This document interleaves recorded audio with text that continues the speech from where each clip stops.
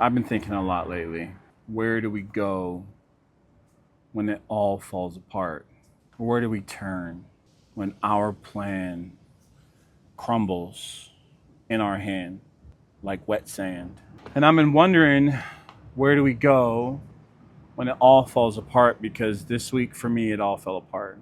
I started this series weeks ago, kind of with one thing at the end, one culminating event, this surgery, this full knee replacement surgery that's necessary to attempt to get me out of 6 years of pain.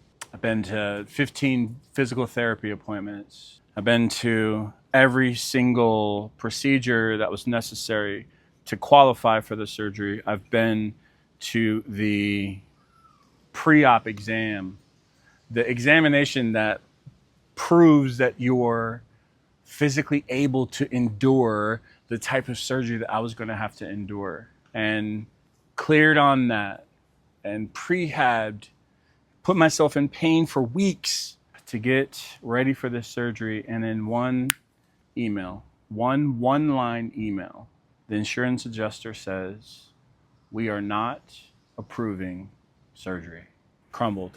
And this happened a few days ago, but it's the first time that I've been able to talk about it without crying, if I'm being honest, because not only is it a lost expectation, it's a decision that means more pain for me.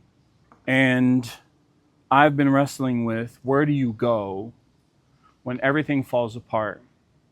I went straight to my knees, metaphorically. I went straight to God because I knew I couldn't handle it.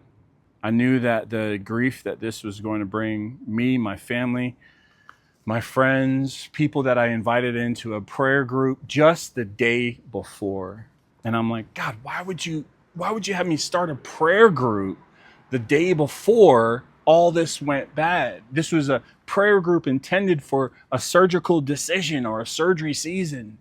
And God was like, I gave it to you as a prayer group during the season that you were about to endure. And so as usual, God's ideas are better than mine. But it just makes me think, how long did it take before my first instinct was to go to God with being destroyed inside? Man, I'm telling you what, it's taken a long season of suffering, a lot of falling down and getting back up, to know that there's nowhere else I've needed to be than literally at the feet of Jesus.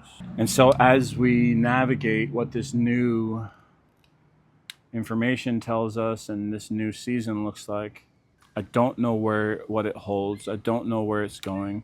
I don't have any certainty about the surgery, the future of the surgery. I don't know anything. But I just want to encourage anybody who's got a lot going on or is hit with something, man, just the faster that you can get into the presence of the Holy Spirit, the faster that you can get, just bring it to God, man.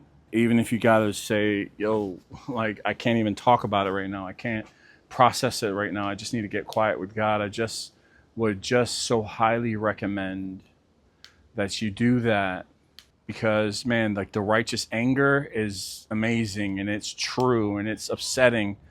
But sometimes when you're beat up, you just need to get quiet. Just need to get quiet with God and just be like, I don't understand what's going on, God. If you just be close to me, that's what I need. So that's where I go. And that's what I know.